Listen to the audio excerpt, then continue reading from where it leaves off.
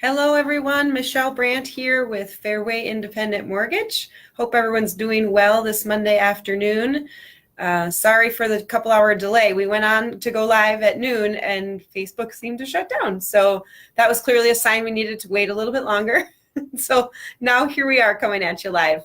If you've got questions, please put them into the comments. We're here to help answer any questions you've got.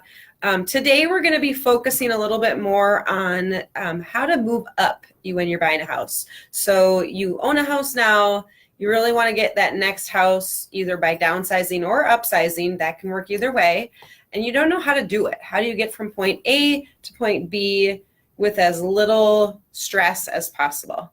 As we know, buying and selling homes can be stressful. We're here to take that stress away, but still you definitely want to make sure that you're getting yourself in a good position. So I'll wait another couple of seconds before I get into some good juicy details. I was just doing my continuing education here in my office because we've got just 45 days left to do that, and I want to get a head start on it. So I'm learning all about RESPA and TIL and all those exciting things that us lenders need to know about. Okay, we'll get started. So the biggest thing you want to look at when you're looking at buying another house is what you do with the equity when you are ready to make that purchase or that move. Do you buy first? Do you sell first? Are you worried about being homeless? Are you worried you won't find that perfect house? Are you worried you will find the perfect house and then your house won't sell? Those are all very, very common worries to have when you're looking at buying and selling a home. And I will be the first one to tell you that every single situation is different.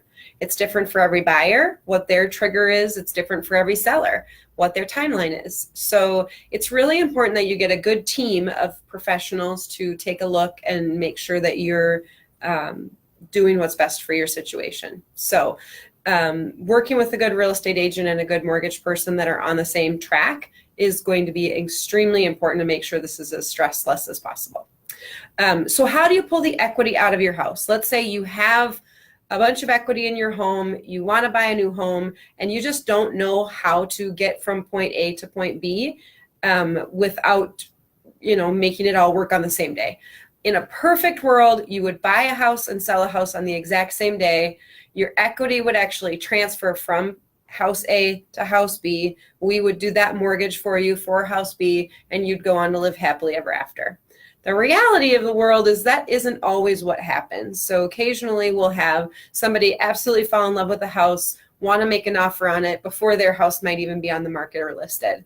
There's a bunch of ways we can pull equity out of that house in order to let you get into a house before you actually sell your current one.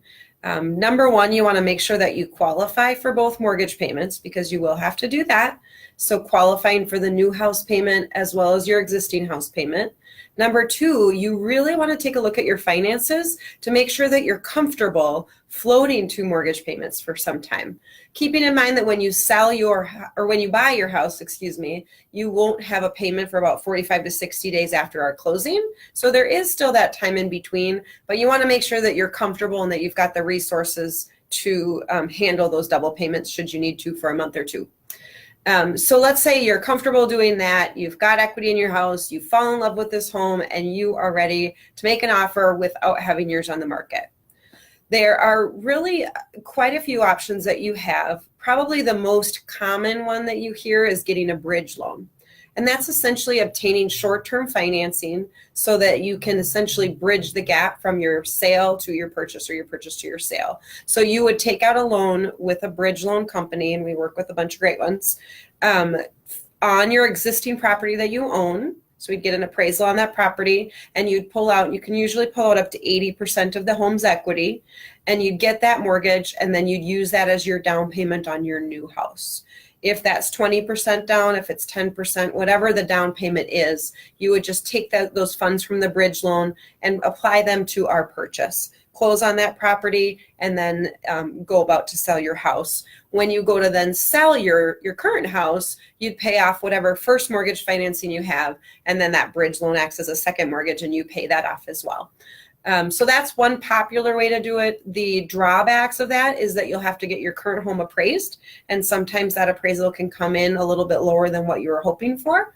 You can also only get about 20, you have to leave 20% equity in the property, so you can only borrow up to 80%. And they can be a little bit costly, so there's definitely some upfront fees because the loan is short-term in nature. So it's something to consider. It certainly works for most people, but you definitely want to be on the lookout to make sure it's the best fit for you. Another option people do that is becoming more increasingly popular is recasting their loan. So they'll take and purchase their new home. They'll do as much down payment as they're comfortable with out of their pocket. They'll leave their current house situation alone. They won't take out any new loans or debt or financing on it. And then they'll just put the down payment that they have saved up in their savings towards the new purchase. So you'd have to qualify with both mortgages again. And then, excuse me, I lost my train of thought completely. You'd have to qualify for both mortgages and then just put the down payment down that you have.